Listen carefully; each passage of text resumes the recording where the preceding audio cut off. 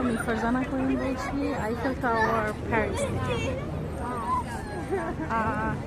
আজকে দিনের বেলা Eiffel tower দেখেছি ট্রেন থেকে, বাট কাছ থেকে এখন দেখার সুযোগ মিলেছে। এই যে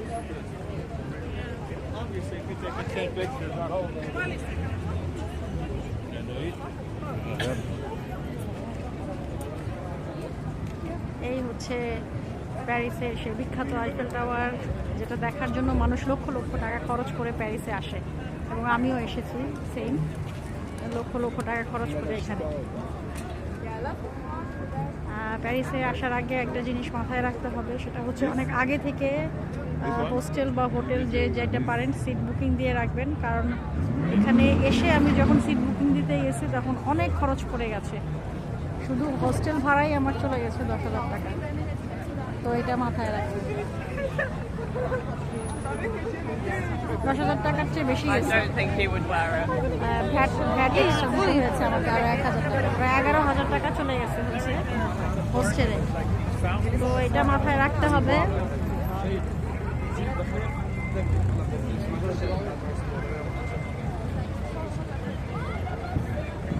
প্যারিসে আসলে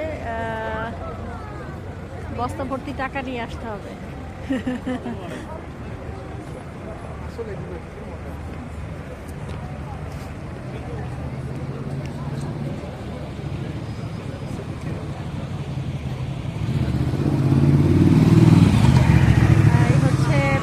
আইফেল টাওয়ার তো আমার কাছে সবচেয়ে ইউনিক মনে হয়েছে, এর যে আলো ছড়াচ্ছে এটাই যে পুরো আকাশ জুড়ে যাচ্ছে।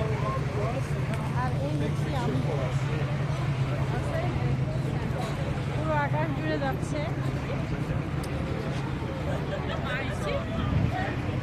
আর আইফেল টাওয়ারের পাশে হচ্ছে এই যে নদী,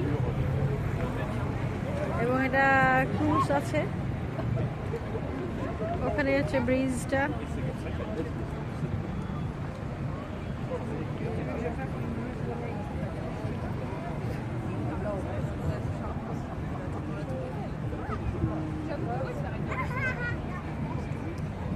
এই এলাকাটা এত বেশি জনাকীর্ণ, মানে এখন হচ্ছে আইফেল টাওয়ারের লাইটিং বন্ধ হওয়ার সময়, এখন মানুষ ফিরে যাচ্ছে।